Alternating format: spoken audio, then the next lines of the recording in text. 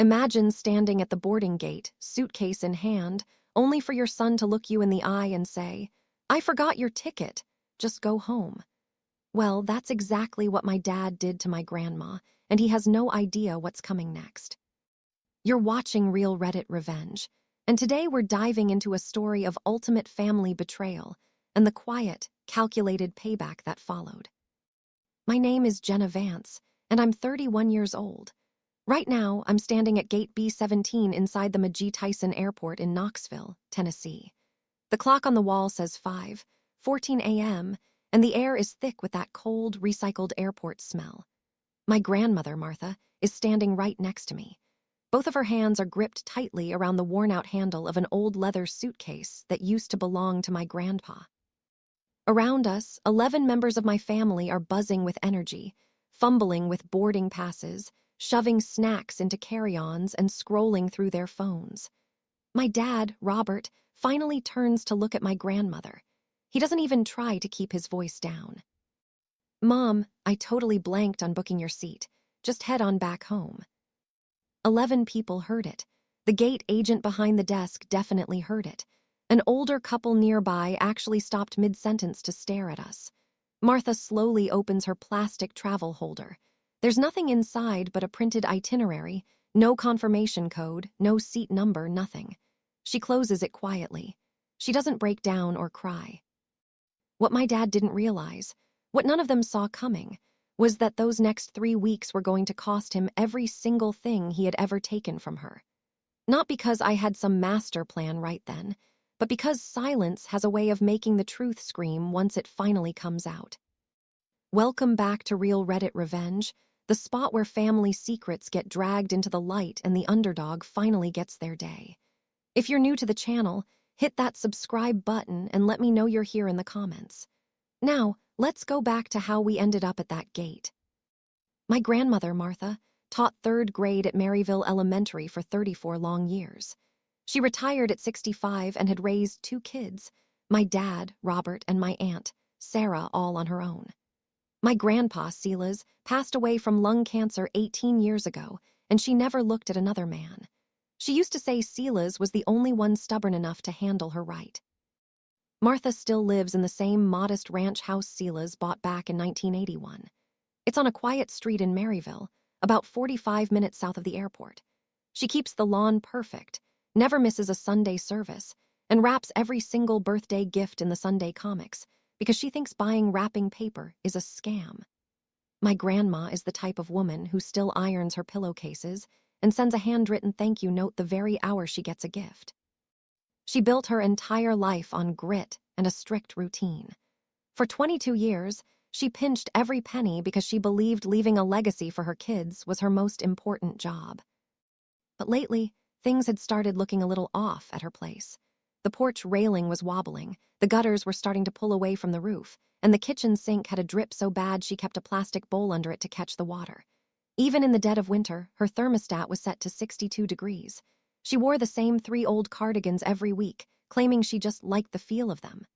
I brought it up to my dad once, and he brushed me off immediately. "Martha's fine, Jenna. She's just being cheap like she always is." I believed him. Why wouldn't I? My dad was the one handling her bank accounts. He told me he checked in on her every single week and that everything was under control. I didn't realize back then how carefully he had redefined the word control. The big Europe trip started as a surprise announcement during Thanksgiving dinner. All 12 of us were crammed around Martha's dining table, passing around the turkey and cornbread dressing. My dad stood up, clinking his glass for attention. "I've been putting something together for the whole crew," he announced. 3 weeks in Europe, Rome, Florence, Paris, and London, all of us one big family trip. The room went nuts. Sarah's kids immediately started Googling the Colosseum. Brenda, my stepmom, started talking about the designer shops in Paris. My grandmother sat at the head of the table, her eyes literally sparkling. She set her fork down and pressed her palms against the lace tablecloth. "I've never even had a passport," she whispered. "Your father always promised he'd take me to Paris one day."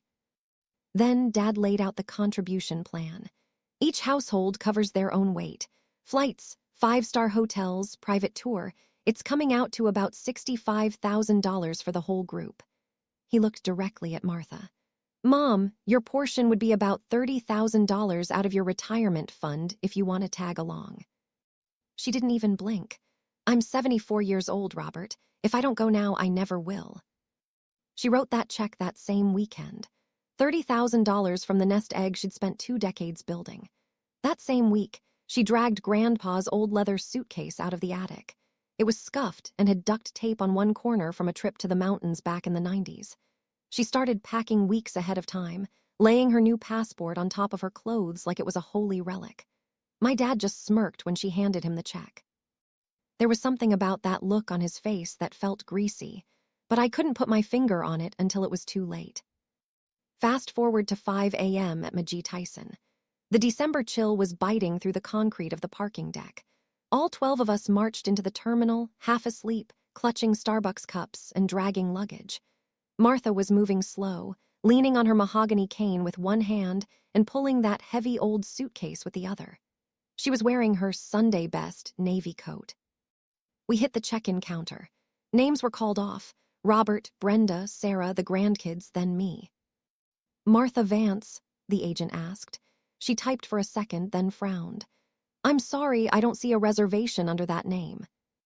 Martha opened her travel folder. She showed the agent the printed itinerary, the list of hotels and flight times, but there was no booking number, no ticket. She looked at my dad, confused. He didn't even look her in the eye.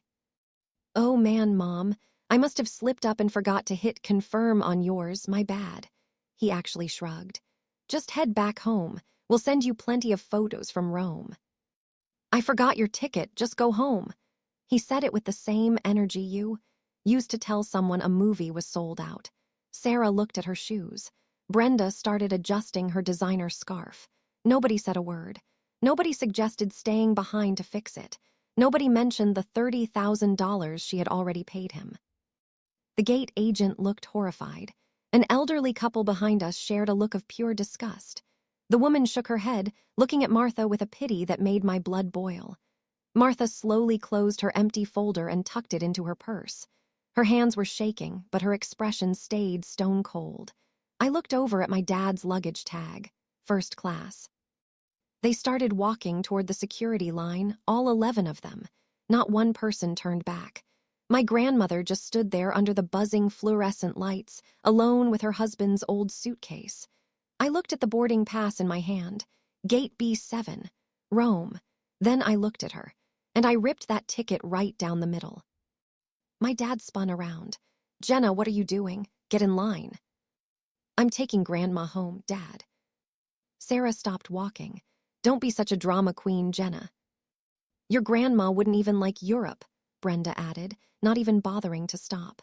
She can barely walk as it is. She's better off in her chair.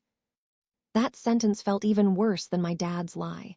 His was a calculated theft. Hers was just pure, casual cruelty. I grabbed Martha's suitcase. It was much heavier than I expected.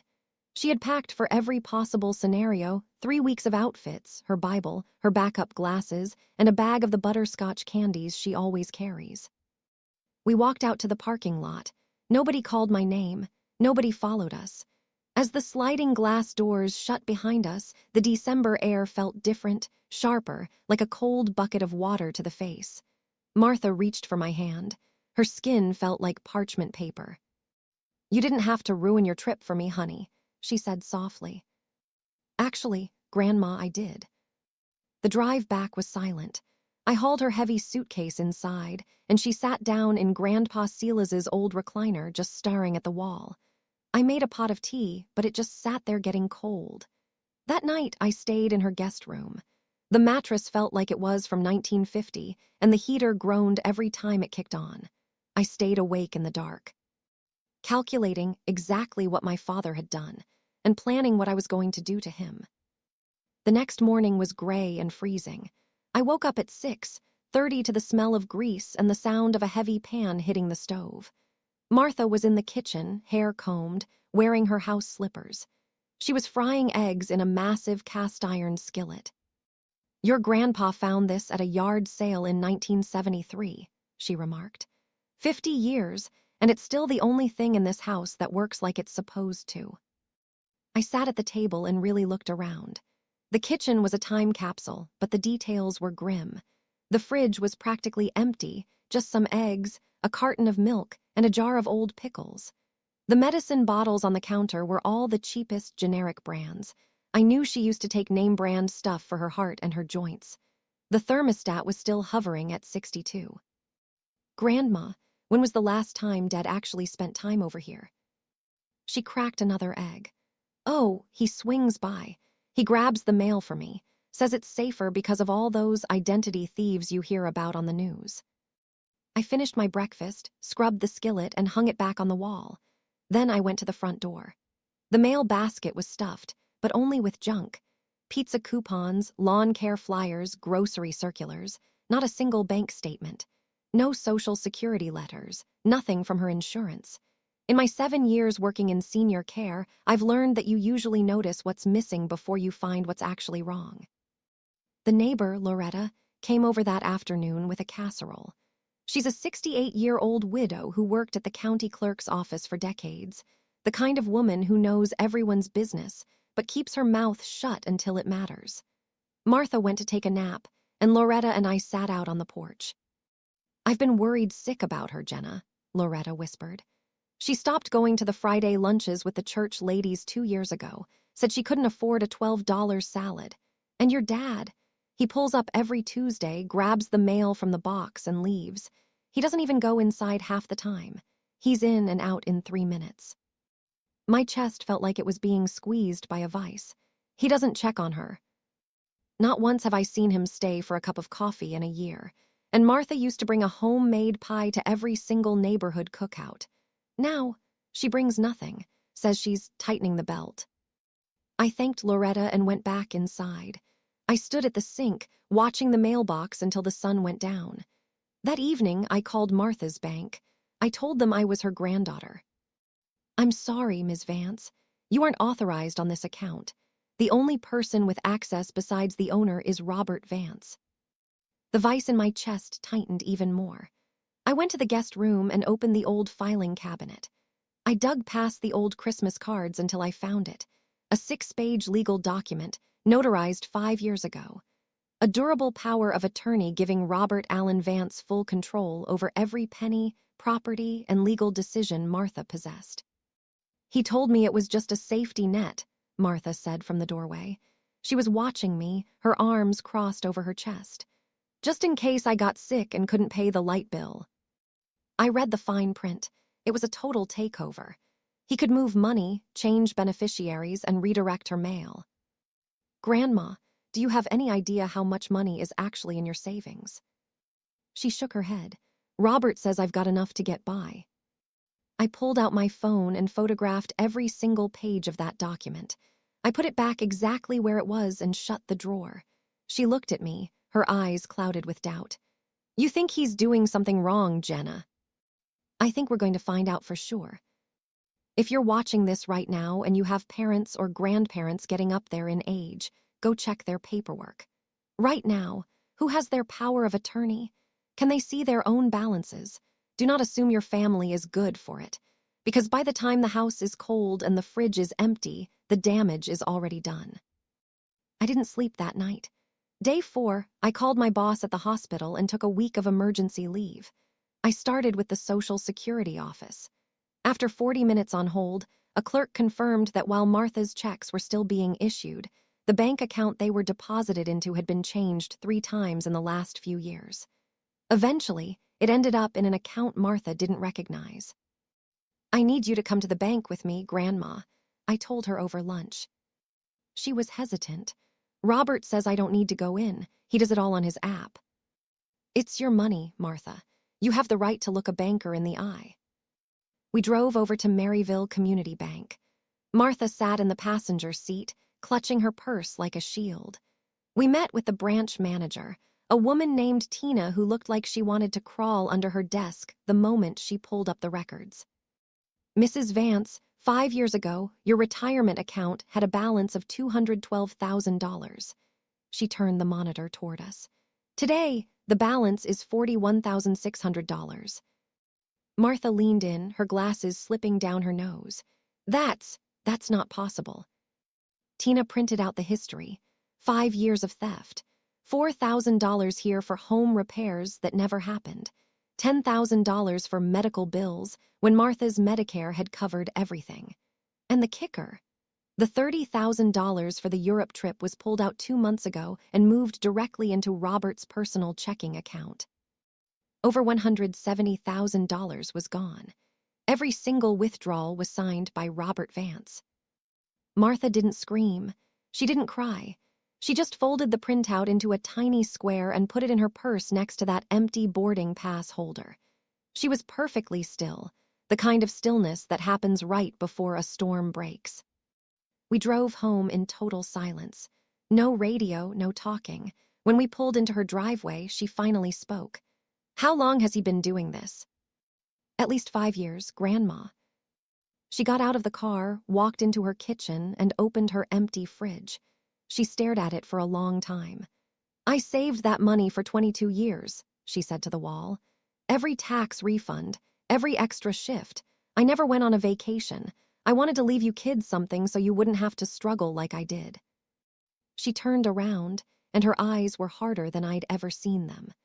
I trusted him because he's my son. You aren't supposed to have to guard your heart against your own blood. She went into her room and closed the door. She didn't come out for dinner. I sat at the kitchen table alone, looking at the bank statements. Page after page of betrayal, all stamped with my father's name. He was halfway across the Atlantic right now, probably ordering another round of champagne on Martha's dime. He thought he was home free. He had no idea I was just getting started. It takes 22 years to build a life savings and apparently only 5 years to drain it dry. I finished washing the breakfast dishes, placed them on the drying rack, and just sat there in the stillness of the house, listening to the old furnace rattle in the basement. At 11:00 p.m. that night, Martha emerged from her bedroom. She was wrapped in her robe, her reading glasses perched on the edge of her nose. She took the seat across from me at the kitchen table, where the bank statements were still spread out like a crime scene. She folded her weathered hands and looked at me. There was no shaking in her voice, no tears, just a heavy, quiet resolve. Help me fix this, Jenna. It wasn't a cry for revenge. She didn't say, make him pay, or I want him in jail. She used the word fix, reclaim, restore. Those 5 words told me everything I needed to know about who Martha Vance was beneath the heartbreak. We're going to need a lawyer, Grandma, I said. Someone who specializes in elder law. She nodded slowly. I don't want to see Robert in handcuffs. I really don't. This isn't about prison right now, I assured her. This is about getting your life back and making sure he can never put his hands on your money again. She looked down at the transaction history. Your grandpa Silas would have burned the whole town down if he saw this. We aren't burning anything, I said, a small smirk forming. We're going to be much smarter than that. Martha smiled back, a tiny, exhausted flicker of a smile, but it was real. Silas always said he married up because I was the brains of the operation. We stayed at that table until the middle of the night. I started a list on a yellow legal pad, mapping out our ammunition. 5 years of bank records, the photographed power of attorney document, Loretta's upcoming witness statement, and the Social Security routing trail. I also realized Martha's old desktop was still logged into the family email hub my dad had set up years ago. Before I went asleep, I texted my friend Dr. Chen at the hospital. She works in geriatrics and knows every heavy hitter in the elder care system. I need a shark, I wrote. Elder Law, East Tennessee. Fast. She replied in 3 minutes. Marcus Webb. He's the best in the state. He doesn't just win, he annihilates. I saved the contact, set my alarm for 7 a.m., and for the first time since the airport, I fell asleep instantly. A plan is the only thing that separates drowning in grief from actually taking action. Day 6. My phone buzzed with a notification from the family group chat. It was a photo of my dad, Robert, standing in front of the Coliseum, arm around Brenda. Both of them were wearing expensive sunglasses and grinning. The caption read, Day 3 in Rome, living the absolute dream. I scrolled further. There was Aunt Sarah in a designer silk scarf at the Spanish Steps. My cousins were eating $10 gelato on a cobblestone street. Brenda was at a wine tasting, holding a glass of high-end Prosecco against the backdrop of the Tuscan hills. Then my dad texted Martha privately, a selfie at the Trevi fountain. "Miss you, Mom. Wish you were here to see this." Martha was sitting in her recliner when the message came through. She read it, then silently turned her phone face down on the armrest and went back to her crossword puzzle. She didn't type a single word back. After she went to bed, I picked up her phone. I scrolled back through the group chat to the flight confirmation thread from weeks ago. Dad had posted a screenshot of the booking, 12 names, 12 tickets. I pinched the screen and zoomed in. Martha's name wasn't on the list. It never had been. Then I found the booking details he'd forwarded to himself. 3 passengers had been upgraded to business class: Robert, Brenda, and Sarah. Total cost for the upgrades, $12,600. The payment method was a card ending in 7841. Account 7841 was Martha's primary savings. They were literally touring Europe on my grandmother's retirement, sipping the kind of expensive wine she had been too frugal to buy for herself, and sleeping in luxury suites paid for with the money she thought was safe in the bank. My stomach turned. I opened my laptop and went into the family email hub on the old Dell in the spare room. The browser was still logged in. I went straight to the sent folder. 3 months before the trip, I found an email from Robert to Sarah. Subject: Trip Logistics. The second paragraph felt like a physical blow. "Don't book Mom's ticket. Tell her we've got it handled. She's so out of it she won't even notice the money is gone." I read it 3 times. She won't even notice the money is gone. Below that was a forward to the travel agent. "Upgrade the 3 of us to business class. Charge it to the 7841 account." I opened the folder Martha kept in her purse, the itinerary he'd given her. It looked perfect. Dates, flight numbers, hotels, but there was no confirmation code, no airline locator. It was a complete forgery designed to make a 74-year-old woman believe she had a seat on a plane that didn't exist for her. "I forgot your ticket." He didn't forget. He never bought it. The plan was always to leave her at that gate. I plugged in a thumb drive and saved every single email, every receipt, and every thread. I named the folder Evidence and called Marcus Webb. Day 8, we drove to Knoxville. Marcus Webb's office was in a professional brick building near Market Square. It was a small, focused firm. Marcus was in his late 40s, tall, with salt and pepper hair and a sharp blue tie. He looked like the kind of man who read the fine print for fun. Martha sat across from him in her navy church coat. I laid out the thumb drive, the POA photos, the bank statements, and Loretta's signed statement. Marcus didn't say a word for 22 minutes. He just flipped pages and scrolled through files. Finally, he looked up at Martha. "Mrs. Vance, this is a textbook case of financial exploitation of a vulnerable adult under Tennessee Code Section 716117. He laid out the battle plan. 1. File an emergency petition to revoke the power of attorney. 2. File a civil suit to claw back every cent. 3. Report this to Adult Protective Services for a formal probe. 4. Potentially hand the file to the district attorney for criminal charges." Martha sat up straight. "I just want my name back on my accounts. I want my life back." Marcus nodded. "We can do that, but your son needs to understand that this isn't going away quietly." He paused before we left. "One more thing, Martha. Do you know who the current beneficiary is on your life insurance policy?" Martha looked confused. "It's Jenna and the other grandkids." Marcus turned his monitor around. The beneficiary had been changed 18 months ago. The new sole beneficiary was Robert Allen Vance. Martha stared at the screen. She didn't blink. She didn't speak. Marcus closed the file. "We start tomorrow." Days 9 through 12 were handled with surgical precision. Marcus filed the emergency petition on day 9. By that afternoon, we had a temporary restraining order on all of Martha's accounts. Martha signed every affidavit at her kitchen table, her coffee going cold while she focused on every line. Once the bank saw the court orders, they cooperated instantly. Martha's accounts were frozen. No more withdrawals, no more business class upgrades. For the first time in 5 years, she was the only person with the keys to her own vault. Our evenings became a routine. I'd cook while Martha reviewed the legal papers. We used that cast iron skillet every night, fried chicken, eggs, potatoes with onions. The house started to smell like a home again. "You cook just like Sela's," Martha said one night. "Lots of butter and zero patience for a slow stove." On day 11, the first crack appeared in Italy.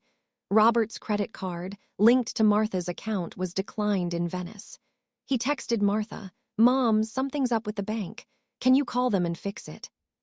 Martha showed me the screen. I handed it back. "Don't even reply." She put the phone in the junk drawer next to some old batteries and a roll of tape. Day 13, Marcus called with the news. The court accepted the petition.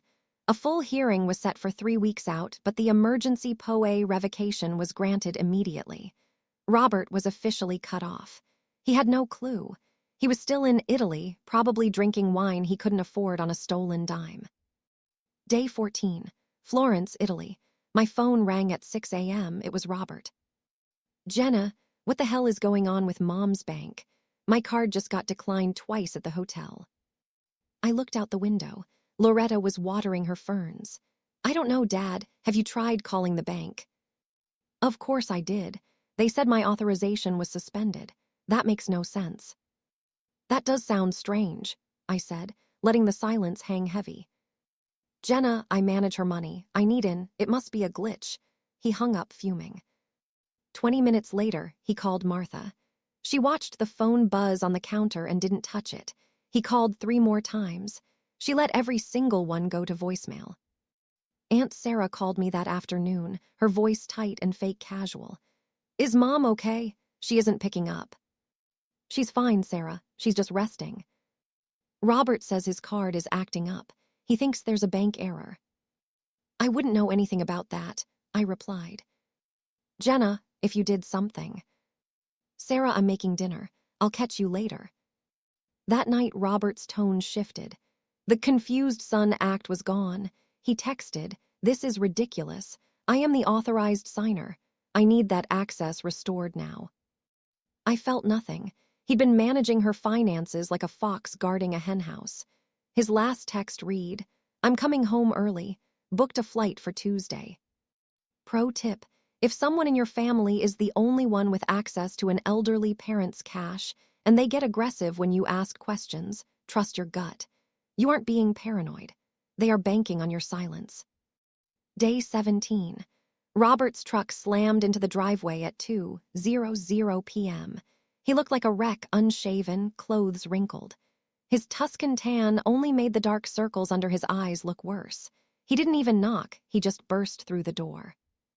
"Mom, we need to talk about the bank right now." I was waiting in the hallway. "Come on in, Dad." He pushed past me and stopped dead in the kitchen. The table was covered in folders, color-coded tabs, and a laptop with a massive spreadsheet open. The bank statements were pinned under a heavy coffee mug. "What is all this?" he barked. "Have a seat." He didn't sit. He stepped toward me. "What did you do, Jenna?" "Grandma asked for my help." "Help with what? This is none of your business. Her money is my responsibility." "Grandma's money is Grandma's responsibility," I said, "and she's standing right behind you." Martha walked into the room, wearing her house dress and her glasses. She was holding a cup of tea. Looking at Robert like he was a weather pattern she was tired of dealing with. "Robert, sit down." He sat. His jaw was so tight I thought his teeth might crack. He kept staring at the folders like he wanted to set them on fire. I didn't bring up the emails yet. I didn't mention Marcus Webb. "Dad, Grandma just wants to understand some of these withdrawals. Can you explain them to us?" He puffed his chest out. "I don't have to explain anything to you. I have power of attorney." "You had it," I corrected him. The color didn't just leave his face, it vanished. It was like someone pulled a plug. "What do you mean had?" "The court granted an emergency order," I said calmly. Your power of attorney has been suspended pending a judicial review. Robert stood up so fast his chair hit the floor. You went to court behind my back. I didn't move. You took over $170,000 from a 74-year-old woman behind hers. That's not managing, Dad. That's stealing. I was protecting it. I moved it because… Robert, Martha interrupted, setting her tea down. I've seen every single statement, all of them. Mom, you don't understand how high-yield accounts work. I understand that I had over $200,000 5 years ago, and now I have 40, she said. The room went dead silent. The only sound was the fridge humming. I can explain every penny, Robert stammered. Explain it to Marcus Webb then, I said. Our lawyer. The word lawyer hit him like a physical punch. He opened his mouth, but nothing came out. Mom, you don't need a lawyer, I'm your son. Martha didn't flinch. A son who forgot my plane ticket. The silence that followed was suffocating. Robert grabbed his jacket. He didn't look at the folders. He didn't look at me. He walked out and slammed the door so hard the cast-iron skillet on the wall actually rattled. I watched him pull out of the driveway, already on his phone before he hit the main road. The next morning, Sarah called from Paris. The rest of them were still there with 3 days left. Jenna, what is happening? Robert is losing his mind. He says you hired a lawyer. Did you know he was draining Grandma's accounts, Sarah? Silence, not the I'm shocked kind of silence, the I'm calculating kind. He was handling things, she finally said. Mom doesn't understand finances at that level. He took $170,000. Sarah, did you know? Another long pause. Look, Robert handles the family stuff. Whatever he did, I wasn't part of it. The records show a $25,000 transfer to your account 2 years ago labeled home renovation. Was that Mom managing things too? Her breath hitched. That was different. Robert said Mom wanted to help with my new kitchen. Did you ask her? Nothing. Did you, Sarah? She hung up. I put the phone down and stared at the ceiling. For a split second, I felt a flash of memory, Sarah at Christmas, always feeling like the outsider while my dad made Martha laugh in the kitchen. I understood her resentment, but I didn't excuse the theft. Those are two very different things. 2 hours later, Loretta sent me a screenshot of Sarah's Facebook. A post she'd already deleted. Family is complicated. Sometimes the people who judge you the most are the ones who never had to struggle. I saved the screenshot. Day 19. Marcus Webb's office. He had the whole afternoon cleared.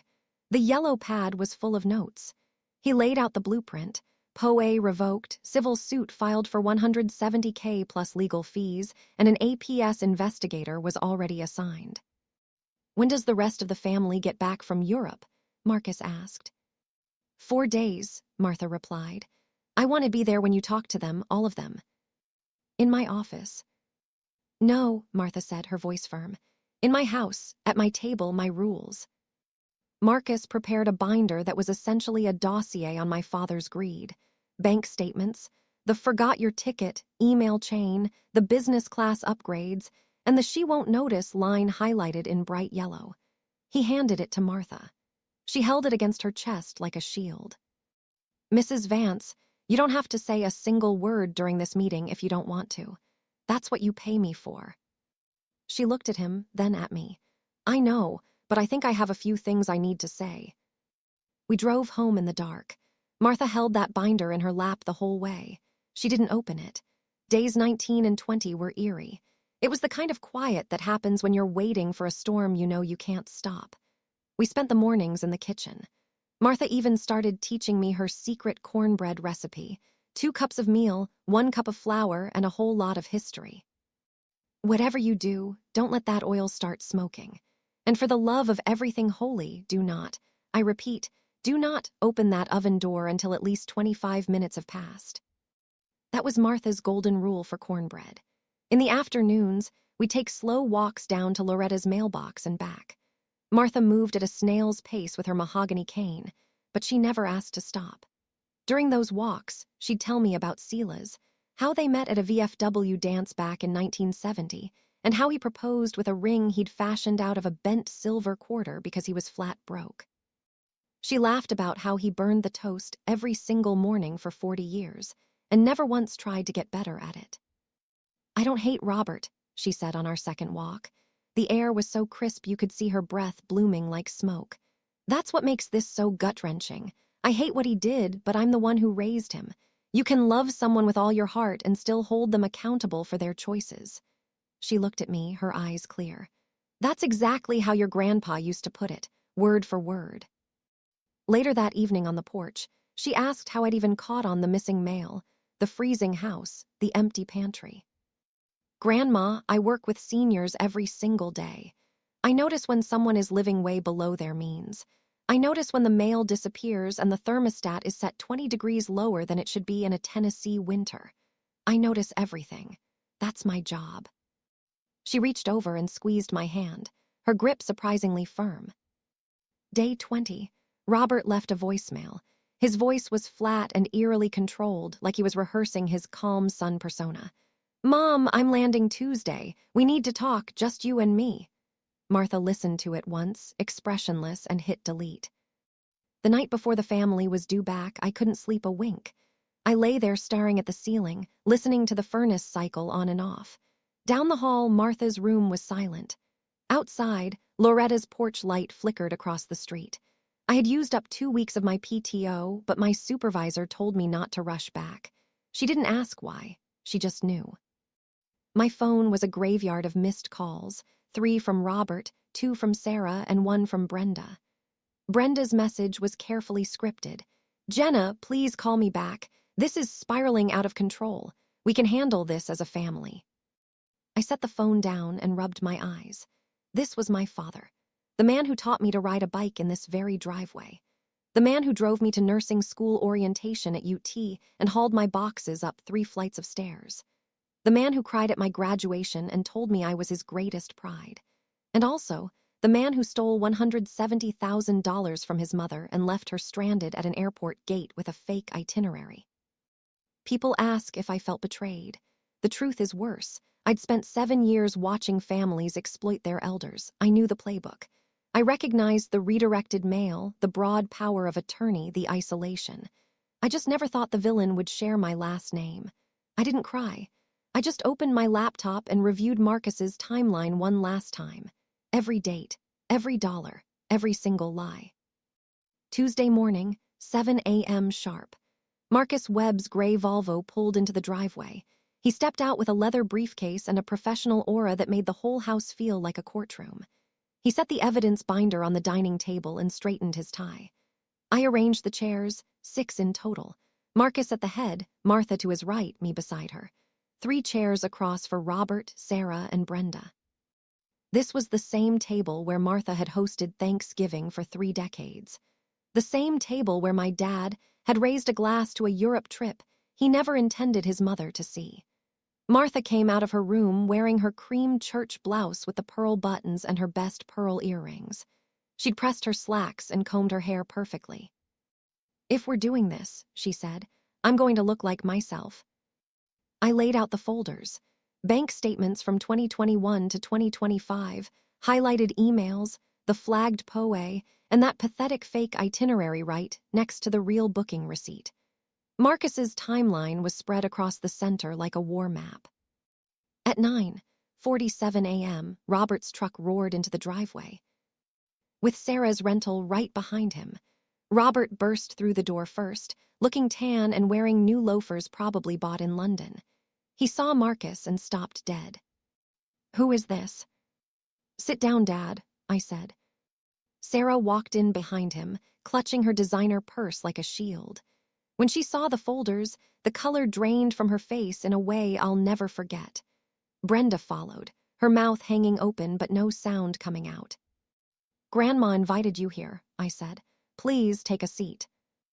"I'm not sitting anywhere until I know who this man is," Robert barked. Marcus stood up, buttoned his jacket, and didn't even offer a hand. "I'm Marcus Webb. I represent your mother, Martha Vance, in the matter of financial exploitation and breach of fiduciary duty." Robert didn't move. "This is insane, Mom." Sit down, Robert.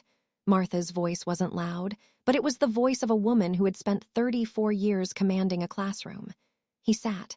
Sarah and Brenda followed suit. The room went dead silent, save for the ticking clock. Marcus opened the binder. On March 12, 2021, Mrs. Vance granted power of attorney to Robert Vance. His voice was clinical. He went through it year by year. 2021, $18,000 for home maintenance. Martha, were there any repairs? None, Martha said. 2022, $31,000 for medical expenses. Martha. My insurance covered every dime, she replied. 2023, $27,000 for investment management. Robert, do you have documentation for these investments?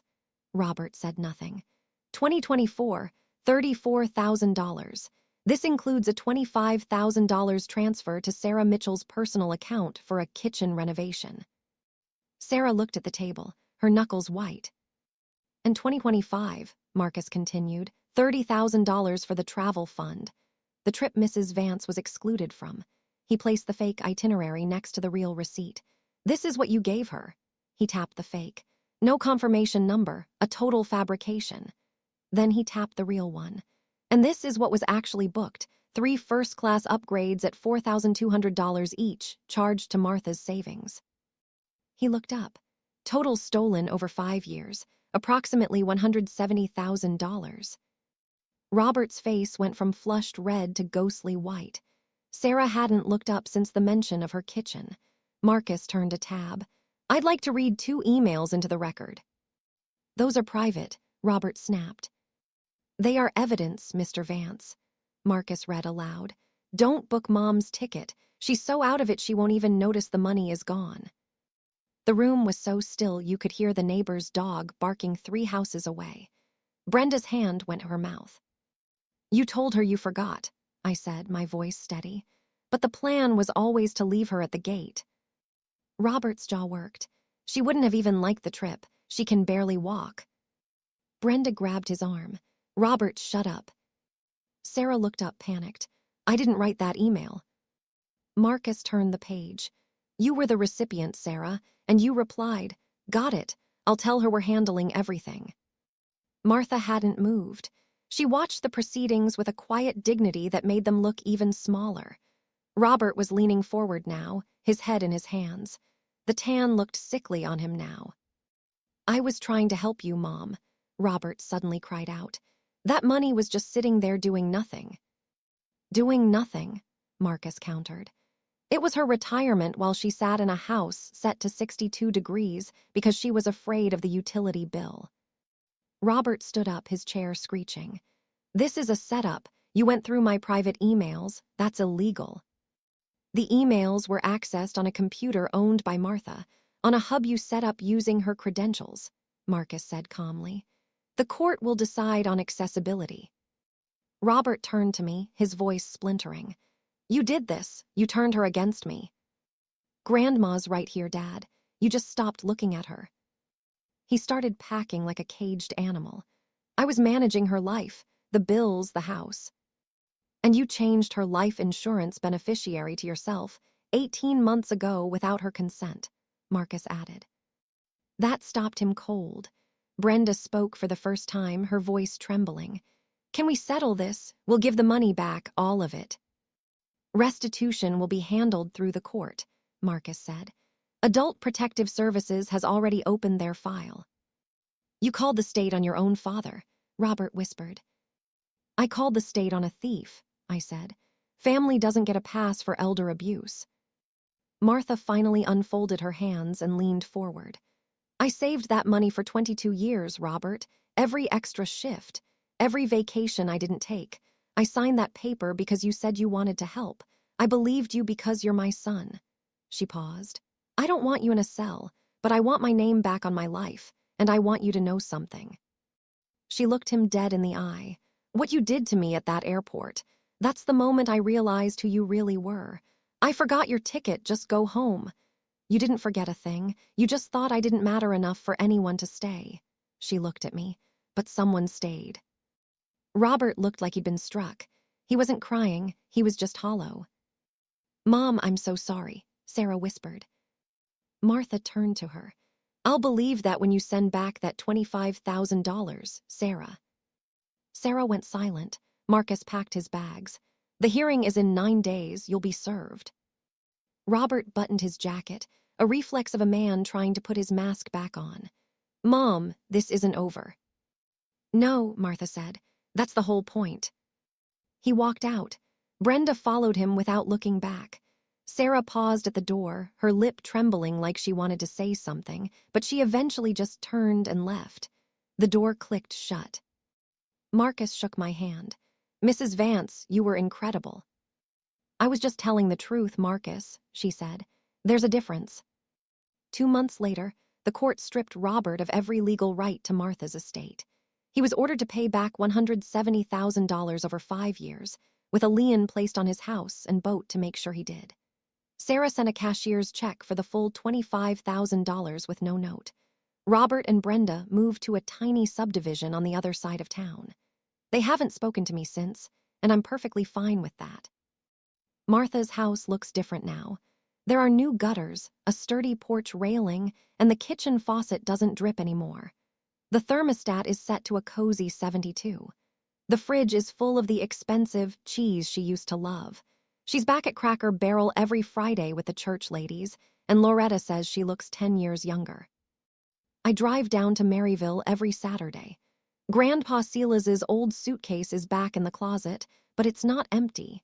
Inside are 2 tickets to Paris for this October, just Martha and me. "I want to see the Eiffel Tower at night," she told me. "Silas always said it looks like it's breathing." Every Saturday, we stand in that kitchen. She measures the cornmeal the same way she has for 50 years, 2 cups, leveled with a butter knife. "Your grandpa bought this skillet at a flea market in 1973, she says. She tells me every time, and every time I listen like it's the first. People call me brave for what I did. I don't see it that way. Leaving would have been easy. Staying was just the right thing to do. That's my story. One torn boarding pass, one old skillet, and a truth that finally came home. If someone you love needs you to stay, stay. Thanks for watching Real Reddit Revenge. Hit that subscribe button and I'll see you in the next one.